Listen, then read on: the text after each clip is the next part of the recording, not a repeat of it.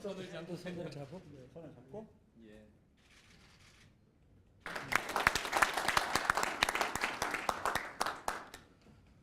제가 오늘 여기 온다고 하면 신문에 보도가 되니까 걱정하시는 분들이 되게 많은 것 같습니다. 그래서 메시지를 보내오시는 분들도 있고 뭐 이런저런 격려하시는 분들도 있고 왜 가느냐 아주 장문의 그 메시지를 보내오시는 분들이 있는데 장문의 메시지를 보내오시는 분들께 제가 몇 분한테 그 메시지를 보내드렸습니다. 제발 이 말하자면 기존의 그 체제에 나 같은 사람까지 좀 함몰시키지 말았으면 좋겠다. 좀 자유롭게 이야기를 하게 그냥 뒀으면 좋겠다. 그것이 우리 사회가 앞으로 갈 방향 아닌가 이렇게 이야기를 하고 이 자리에 왔습니다.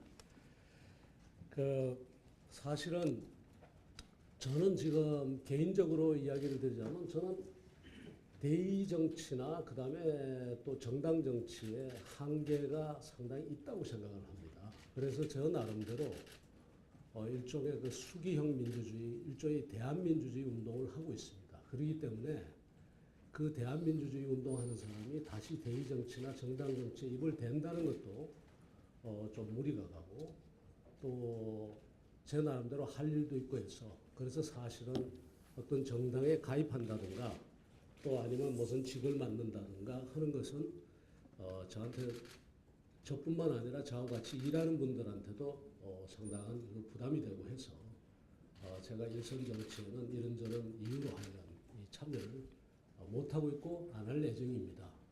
그러나 이제 그럼에도 불구하고 좀 할 말은 했으면 좋겠다. 그렇게 해서 오히려 정말 강하게 이 자리에 계신 의원님들께도 이야기를 좀 드리고 그 다음에 정말 누가 들어주시는 분이 있으면 국민들께도 꼭 하고 싶은 이야기가 있는 것 같아서 제가 오늘 이 자리를 강하게 자청을 했습니다. 이런 자리를 좀 만들어 주셨으면 좋겠다. 우리가 같이 고민을 했으면 좋겠다. 근데 사실 와서 보니까 앞서 지금 존경하는 그 한상정 교수님 또 김한길 의원님, 안철수 의원님께서 제가 이제 드릴 말씀을 상당 부분 해주셨습니다. 그러나 그럼에도 불구하고 제가 이미 작정한 이야기니까 좀 드리도록 하겠습니다. 지금 이 자리에 국회의원님들이 여러 분 계십니다만 지금 이 국회의원님들하고 이번에 이쪽 정당 저쪽 정당에서 영입하고 있다는 분들을 여러분들 한번 비교를 해보십시오.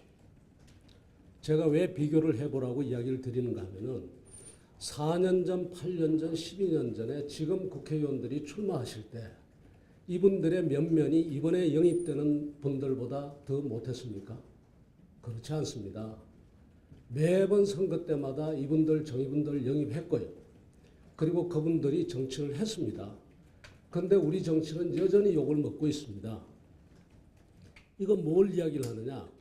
멀쩡한 사람도 국회의원이 되면 멀쩡하지 않는 사람이 되는 정치가 지금 되고 있다는 이야기입니다. 예? 대통령은 어떻습니까?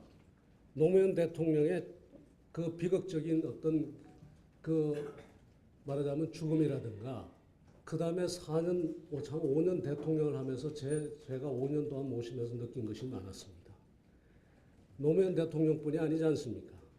2명의 대통령이 감옥을 가고 1명이 암살을 하고 또 한 분이 스스로 목숨을 끊는 이런 불행한 일이 우리 정치사에 있었습니다. 또 나머지 대통령들 어떻습니까?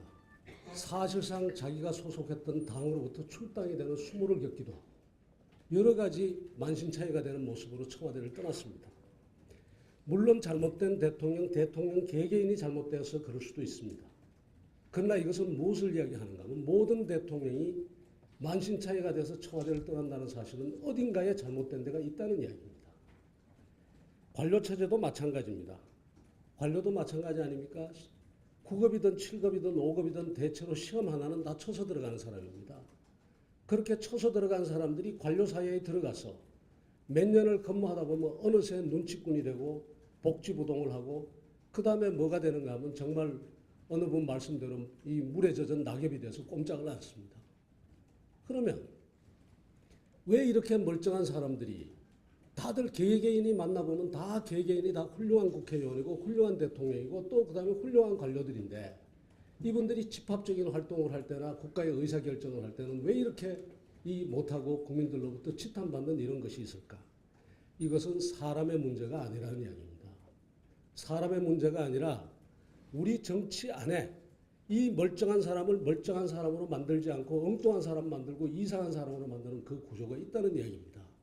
이 구조를 우리가 부수지 않으면 절대 대한민국은 밝은 미래를 맞을 수가 없습니다. 저는 그 점을 확신을 합니다.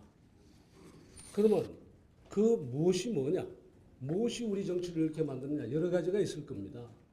그 중에 하나가 지역 구도도 있을 거고 또 그 다음에 의회주의 자체의 어떤 생명이 다한 의회주의 자체의 모순도 있을 거고 그 다음에 정당체제 자체의 모순도 있을 거고 여러 가지가 있을 겁니다.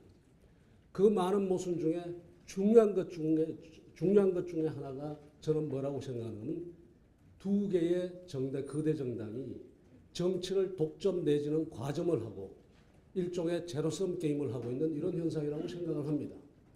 이 제로섬 게임은 어떤 상태의 제로섬 게임인가 하면 수요 탄력성이 전혀 없는 상태의 제로섬 게임입니다.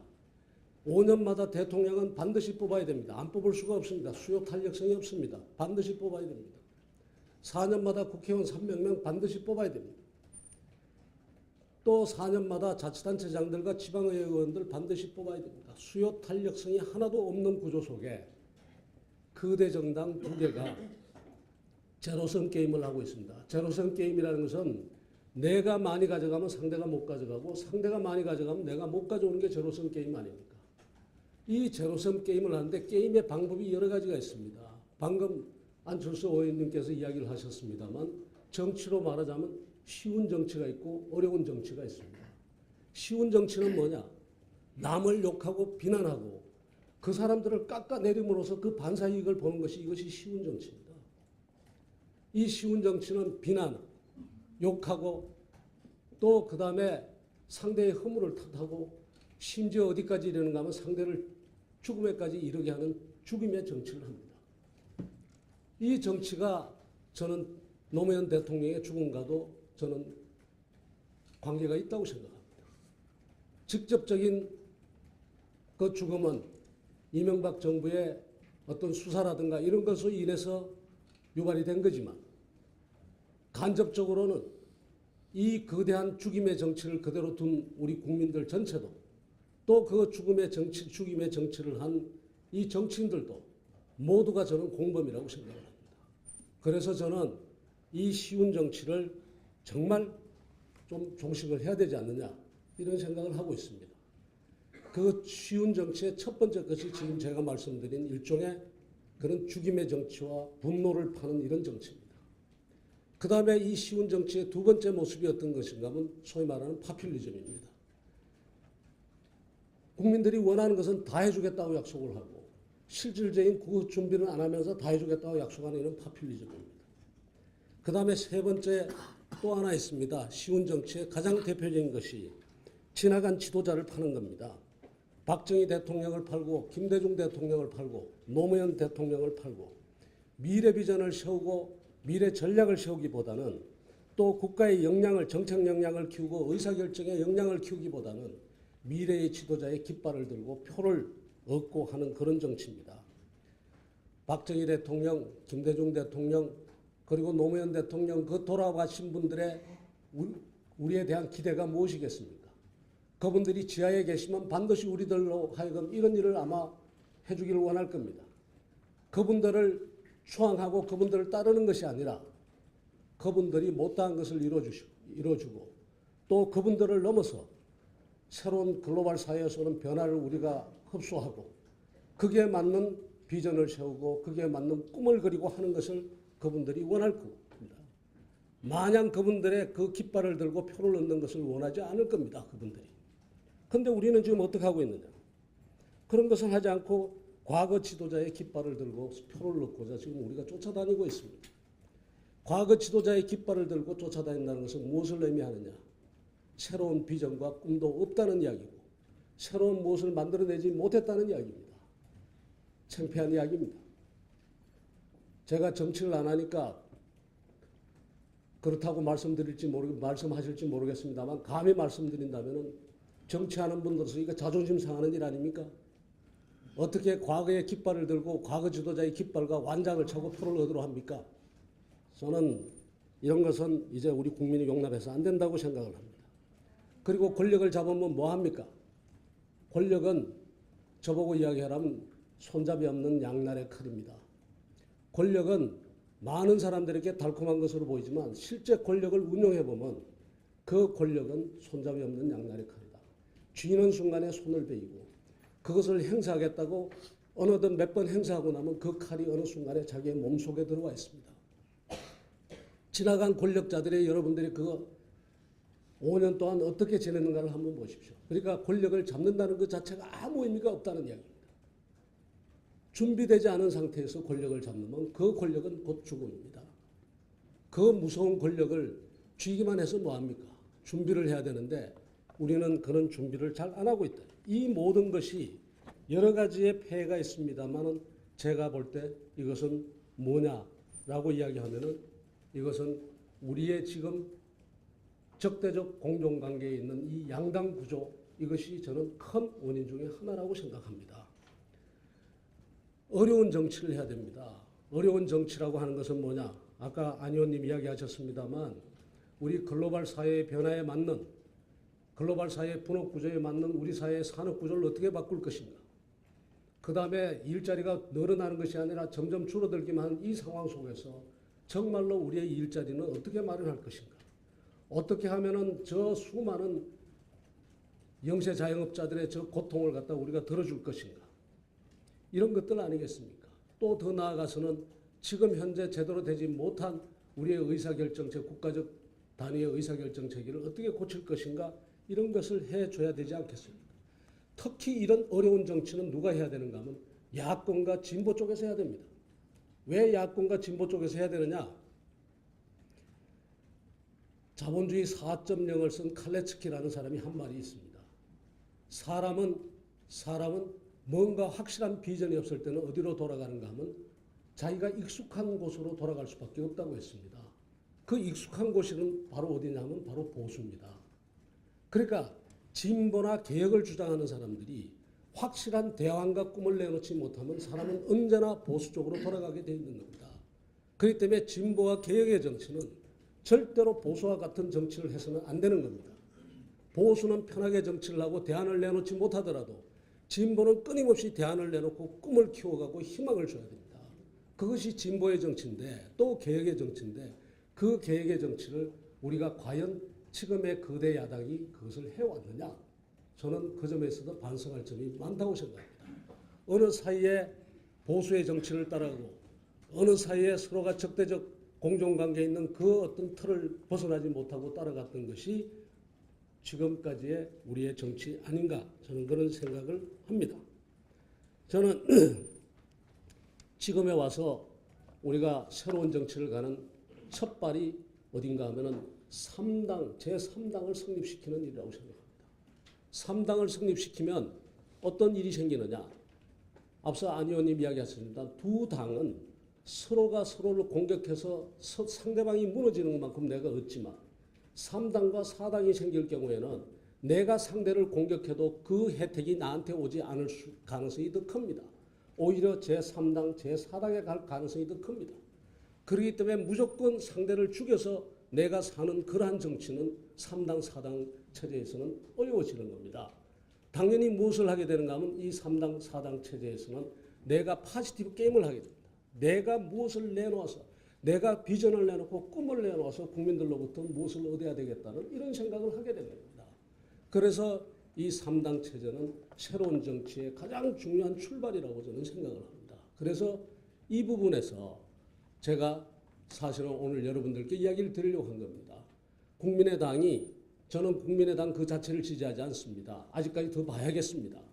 그러나 이것은 절대로 무너져서는 안 된다고 생각합니다. 이것이 흔들리는 모습이 조금 보이고 조금 지지도가 조금 떨어지는 게 있어서 제가 걱정을 하는 겁니다. 제3당의 혁명을 해야 되는데 이 3당의 혁명이 흔들릴까 봐 저라도 나서서 이런 이야기라도 좀 드려야 되겠다라고 지금 제가 찾아온 겁니다. 제가 자청을 한 겁니다. 그래서 지금 이대로 가면 우리 국가가 어떻게 되느냐. 지나간 이야기입니다만은 조선시대 때 율곡 선생이 말씀하시기를 많은 봉사에서 그렇게 이야기를 하셨습니다. 지붕을 고치자니 대들보가 내려앉고 대들보를 고치자니 지붕이 내려앉다. 나라가 아니다. 이렇게 이야기를 하셨습니다. 성호 이익 선생이 민심은 도탄에 빠져서 백성의 삶은 우물로 기어 들어가는 아이와 같은데 정치는 그야말로 근본적인 개혁을 해야 되는데 정치를 하는 사람들은 격가지만 그저 두들기고 있구나. 이렇게 이야기를 하셨고 한일합방 한 70년 전에 다산 정약용 선생은 뭐라고 했는가 하면 사람으로 치면 이 나라에 트럭 하나가 성한 곳이 없다. 이대로 가면 필망국이라.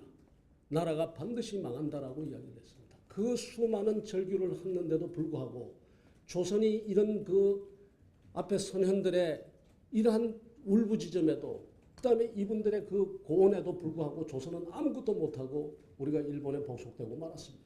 그 이유가 뭐냐?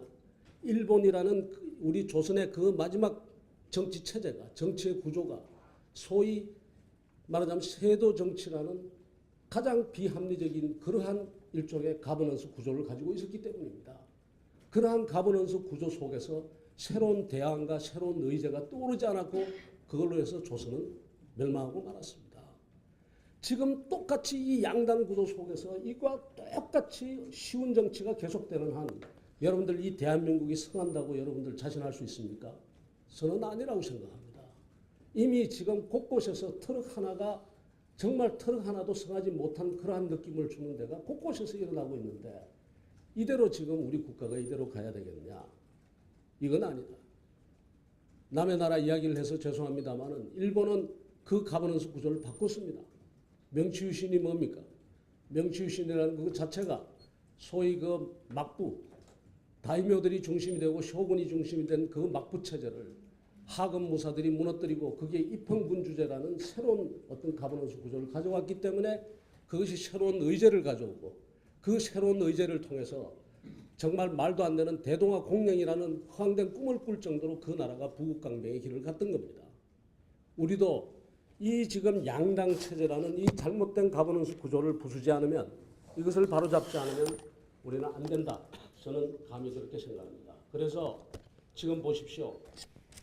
우리의 의사결정 구조가 완전히 잘못되어 있지 않습니까? 제가 청와대에 있으면서 답답했던 것은 도대체 법안 하나가 행정부에서 법안 하나가 만들어지기 시작해가지고 행정부 관료들 책상 위에서 시작해서 그것이 행정부를 거쳐서 국회를 거쳐서 집행에 이르기까지 하도 답답해서 저희들이 3천 몇 개의 법률을 문민정부 들어서고 난 다음에 2006년까지 그 법률을 전수조사를 해봤습니다. 시간이 얼마나 걸렸는지.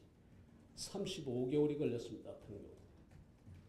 지금도 수많은 법안들이 지금 국회에 계류되어 있습니다. 의사결정 능력이 낮아질 대로 낮아지고 국가 그 자체의 통치 능력이 지금 내려앉고 있다는 이야기입니다. 이것이 조선조 말기를 연상하는 건 아니고 뭐겠습니까? 바꿔야 됩니다. 저는 혁명을 해야 되는데 이번에 제3당이 그런 제3당 혁명이라고 저는 이름 붙이고 싶습니다. 이런 혁명을 해야 된다. 제가 지금 혁명이라고 이야기를 드렸는데 이 혁명을 하는 데는 혁명을 하는 사람들의 자세가 달라야 됩니다. 지금 이 자리에 계신 의원님들의 자세가 저는 달라야 된다고 생각합니다. 보통의 정치인이 돼서는 안 된다고 생각합니다. 또 우리 국민들도 많은 것이 달라져야 된다고 생각합니다. 제가 감히 주문을 드리자면 혁명은 무엇으로 하느냐? 명분과 가치와 자기 희생으로 합니다.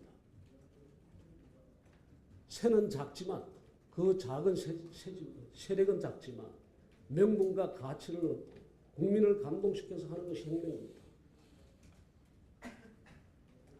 당연히 어떻게 해야 되느냐? 자기 희생으로서 명분과 가치를 갖다 잃어버리지 않음으로써 그 혁명을 하는 겁니다. 제가 감히 주문을 한다면 새로운 당을 만드는 데 있어서 여러 가지의 아마 밀고 당기고 그 다음에 따져야 할 것들이 많고 준비해야 될 것도 많을 겁니다.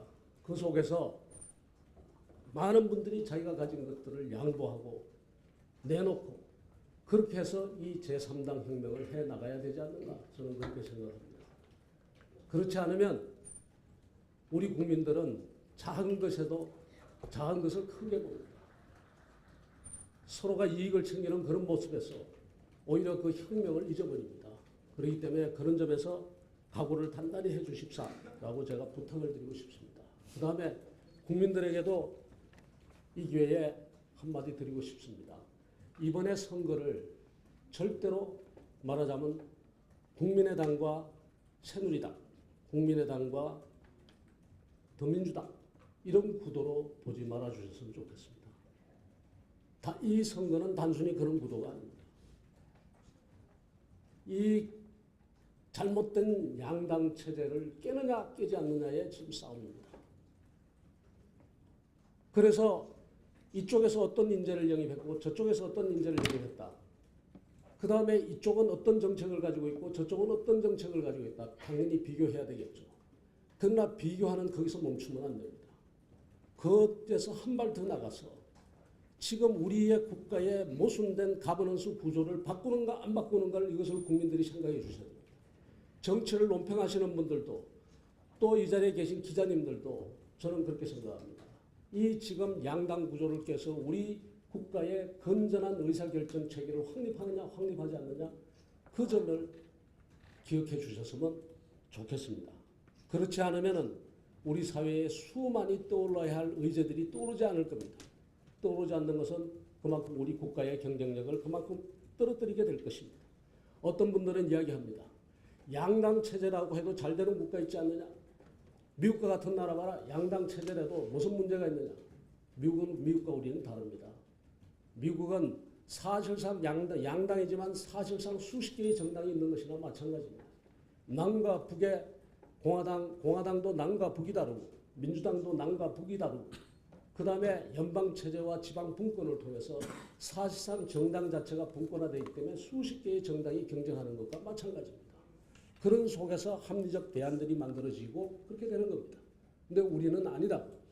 우리는 여전히 중앙집권적 구도 속에 있고 이런 구도 속에 있기 때문에 저는 이 3당이 여러 가지의 모순을 처리하는 여러 가지의 모순을 고치는 것 중에서도 이 지금 당장에 저보고 이야기하라면 이 지금 3당 체제가 들어서고 2당 체제가 깨지는 것이 중요하다. 이렇게 이야기를 드리고 싶습니다. 저는 아직도 기억을 하고 있습니다. 참여정부 때의 그 고통들을 기억하고 있습니다. 대통령을 뵐 때마다 그 고통스러운 모습을 수없이 봤습니다. 대통령 못 해먹겠다.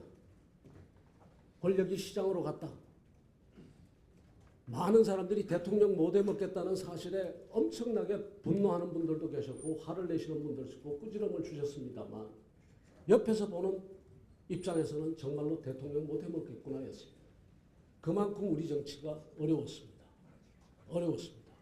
어떤 사회적 담론을 내놓고 그 담론의 질이 좀 높아지고 정책 대안이 모색되고 그런 정치가 되면 좋겠는데 그렇지가 않았다. 곳곳에서 양대 정당이 대립하고 있는 상태에서 이기자, 어떻게 하면 이기느냐의 문제만 계속해서 대두가 되고 청와대에서 어떤 문제를 내가지고 그 문제가 만일 선거에 영향을 미친다면 선거 석 달 전, 선거 후 2달 전에는 아무것도 할 수 없는 그래서 정말 대통령 못 해먹겠다는 그런 이야기가 나올 정도로 고통스러웠던 그런 시절이 있었습니다. 오늘 그래서 제가 그런 기억들을 되살리면서 여러분들께 감히 말씀드렸습니다. 지금 제가 이 글이 아니라 메모를 준비하면서 노무현 대통령 생각했습니다. 우리 사회의 담론의 수준이 높아져야 된다. 정책 담론의 수준이 높아져야 된다. 어떻게 하면 담론의 수준을 높이는 구도를 짤 것인가에 대해서 왜 이렇게 대한민국 국민들은 관심이 없느냐? 왜 이렇게 학자들은 관심이 없느냐? 누가 이기느냐에만 관심이 있느냐? 이겨서 뭐 하겠다는 거냐? 이 이야기를 끊임없이 하다가 결국은 돌아가시면서 뭐 했습니까? 정치하지 마라. 정치하지 마라. 열심히 싸우고 허물고 쌓아 올리면서 긴 세월을 달려왔지만 그 흔적은 희미하고 남아있는 것은 실패의 기록뿐이다. 정치하지 마라. 노무현 대통령의 한국 정치에 대한 그 고통을 생각하면서 오늘 여러분들께 말씀드렸습니다. 감사합니다. 칼을 우리한테 보내주신 것 같습니다. 저희 국민의당 출마 갈 수 있으면 저보고 이상향을 이야기하라면요. 사실은 소위 내부 경쟁의 논리, 국가도 작은 부분으로 많이 쪼개져서 연방이라는 그런 체제로 가서 말하자면 연방 국가 아래 주들이 경쟁을 하는 그러한 체제로 가면 참 좋겠다는 생각은 하고 있습니다. 그러나 너무나 먼 이야기고 또 그렇게 가기에는 단순히 정치 체제에서 잘 바뀌지 않을 뿐만 아니라 우리의 인식 구조나 그 다음에 우리의 정치에 대한 우리의 생각들이 다 바뀌기 때문에 굉장히 어려운 일이라고 보고요. 다만 뭐는 좀 정책적으로 앞으로 많은 발전이 있었으면 좋겠는가 하면 분권 구조가 지금보다는 훨씬 좀 더 강화됐으면 좋겠다라고 생각을 하고 있습니다. 그래서 그것이 시도 단위든 아니면 기초 단위든 지금보다 분권 구조가 강화가 되고 그 분권 구조가 강화된 위에 시민들이 자유롭게 참여하고 참여해서 그냥 참여만 아니라 토론하는 소위 수기형. 저 같은 사람에게 글이라면 그렇게 그럽니다. 미래의 가버넌스 구조는 분권과 참여, 자율 그리고 수거의 참여하라니까 막 모바일 투표해가지고 동원하는 저는 그건 아니라고 봅니다. 그런 게 아니고 생각하는 사람들이 참여해야 되기 때문에 숙의를 딜리버레이션, 수기가 바탕이 된 그런 참여가 이루어져야 된다고 생각을 합니다. 그걸 하기 위해서 가장 기본적인 것은 분권입니다. 그래서 분권에 대해서 앞으로 국민의당도 그 부분에 대해서 고민을 많이 해 주셨으면 좋겠다 그런 생각을 하고 있습니다. 네, 고맙습니다. 사실은 그런 일입니다. 7, 8년 동안. 근데 앞으로 모든 정당이 발전해 나가면서 결국은 직접 민주정치와 대의민정치를 연결하는 그런 접속 부분에서 그런 일들이 많이 벌어지지 않을까 이렇게 생각을 합니다. 저 같은 경우는 굉장히 소위 타운 미팅형의 직접 민주정치를 지금 한 8년째 지금 하고 있는데 옛날보다 많이 좋아졌습니다. 이제 한번 구경도 하시고 또 그다음에 제가 설명할 기회가 오히려 있었으면 좋겠습니다. 근데 이것만 말씀드리겠습니다. 앞으로 아마 정당 조직은 제가 이야기를 하자면 이 당원만 하더라도 어떤 소속된 당원이 아닌 그야말로 제가 이런 이야기를 그랬습니다. 접속의 민주주의. 필요할 때마다 그 플래시몹처럼 사람들이 어떤 안건이 생기면 그 안건에 대해서 들어와서 다 토론하고 다시 흩어지고 토론하고 흩어지고 사이버 공간상에서 그런 것이 끊임없이 일어나는 이러한 형태의 정당 구조 또 혹은 지금 직접 참여 구조가 앞으로 성립되지 않을까 그렇게 보고 있습니다. 제가 한 가지만 답은 저는 중대선거구, 중선거구제 저는 그게 답이라고 생각합니다. 근데 문제가 뭐냐? 그래서 제가 혁명이라고 그러죠. 기존의 양당 구도가 있는 상태에서는 중대선거구를 받아들이지 않습니다. 그러니까 말하자면 중대선거구를 하면은 3당, 4당이 나오고 그렇게 될 텐데 그게 불가능하기 때문에 오히려 지금 역순으로 가야 되는 상황이 되는 겁니다. 3당, 4당이 먼저 생기면 여기서 중대선거구제를 끌고 갈 수 있는 경력이 생긴다. 그래서 이것을 제가 혁명이라고 이야기를 하는 겁니다. 순조롭게 되질 않는 겁니다. 그리고 국민들도 제발 이 구도를 이 3당, 4당이 먼저 생겨야 되는 그 이유를 국민들이 좀 이해를 해 주셔야 된다고 생각합니다. 뚫을 수 있는 해법을 좀 뚫을 수 있는 해법은 이번에 어떻게 하든지 잘하셔야 됩니다. 어떻게 하든지 잘하셔야 되고 그 잘하기 위해서는 아까 제가 말씀드린 것처럼 지금 여기에 참여하시는 의원님들부터 단순히 내가 국회의원에 이번 선거에서 당선된다는 것 그 이상을 넘어서 일종의 말하자면 혁명의 앞장선 그 프론트에 선 그 전사로서의 그 일을 해 주셔야 되는 겁니다. 자기 희생을 바탕으로. 저는 그래야지 국민들이 이 3당의 성립을 정말 기원한다고 생각을 합니다. 저희랑 같이 하시는 저도 왔습니다. 위원장님 손이 꺼려보셨습니다. 최준 위원장님이었습니다. 그리고 지금 정책실장님께서 50분이면 좀 일어나셔야 되는 게 있습니다. 그래서 맞춰서 마지막 많은 국민들이 이렇게 물을 겁니다. 당신들은 뭐냐 도대체? 지 뭐냐? 보수냐? 중도? 중도는 도대체 중도가 뭐냐? 아무것도 아니라는 이야기냐? 아니면 무슨 흡인력이 있는 중도라는 이야기냐? 물을 겁니다. 근데 제가 지금 답하고 싶은 이야기는 아니 그것을 묻기 이전에 어떻게 하든지 3당을 국민들한테 이야기 드리고 싶으면 3당을 성립시키는 것이 저는 중요하다고 생각을 합니다. 그러고 나면 이 정당들이 서로의 색깔을 낼 겁니다. 지금 있는 거대 정당과 그다음에 정의당 같은 데는 뭐 이미 색깔이 됐지만 서로가 정책적인 아이덴티티를 그때부터 더 정립해서 자기의 그 정책 정당화되면서 그 게임을 할 겁니다. 안 하고는 버틸 수가 없는 것이 3당 4당 구도입니다. 어느 나라 없이. 그렇기 때문에 지금 조급하게 만다기보다는 지금은 뭐 어떤 생각을 가지고 중도라고 이야기를 하시는지 모르겠습니다만 그 고민은 두고두고 아마 앞으로 하셔야 될 거라고 생각을 합니다. 지금 바로 하기보다는 지금 우선 성립시키는 것이 우선이고 국민들도 그렇게 이해를 해 주셔야 된다고 생각합니다. 제가 양당 체제 아래서 정책 정당화되고 어떤 그 정책 정당화되는 것이 얼마만큼 힘든가라고 하는 것을 제 나름대로 느낀 적이 있습니다. 노무현 대통령 시절에 노무현 대통령은 왜 그 정당이 정책 정당화되는 걸 원하지 않았겠습니까? 대통령도 나름 여러 가지 고민을 하고 신경을 썼겠죠. 대통령이 신경을 써도 잘 안 되더라고요. 그만큼 이 양당 구조 그 자체의 한계와 모순이 분명하다는 이야기입니다. 그래서 제가 얼마 전에 신문에 글을 썼습니다. 김종인 위원장께서 정책 정당 만들겠다고 그러시길래 제가 그 글을 썼죠. 좋은 말로 순진하시다. 왜 순진하냐? 이 양당 구조 아래서 과연 정책 정당화가 될 것이냐. 쉬운 정치가 더 쉬운데 왜 굳이 어려운 정치로 가겠느냐는 겁니다. 그렇기 때문에 경제민주화라는 그 어떤 그 나름의 몇 개의 정책 패키지 가지고 정책 정당이 될 수 있느냐. 그게 쉽지 않다는 거예요.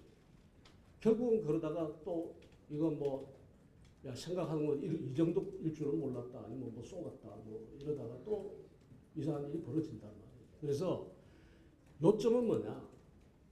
정책 정당화하고 서로의 정체성을 확보하기 위해서라도 저는 우선은 지금 3당이 성립되는 것이 중요하다. 이렇게 하고 국민들도 그렇게 좀 받아주시면 앞으로 그 노선과 관련된 논쟁은 얼마든지 앞으로 두고두고 그 정책의 방향과 또 그 다음에 전략적인 방향에 대해서 깊은 논의가 없을 수가 없다. 반드시 있게 될 것이고 그때에 또 한 번에 뭐 가서 노선이 안 맞으면 나갈 분 나가시고 들어오실 분도 들어오시고 그런 그 합종 연행이 또 일어날 수 있지 않느냐 저는 그렇게 생각합니다. 다시 한번 두 분께 감사드립니다.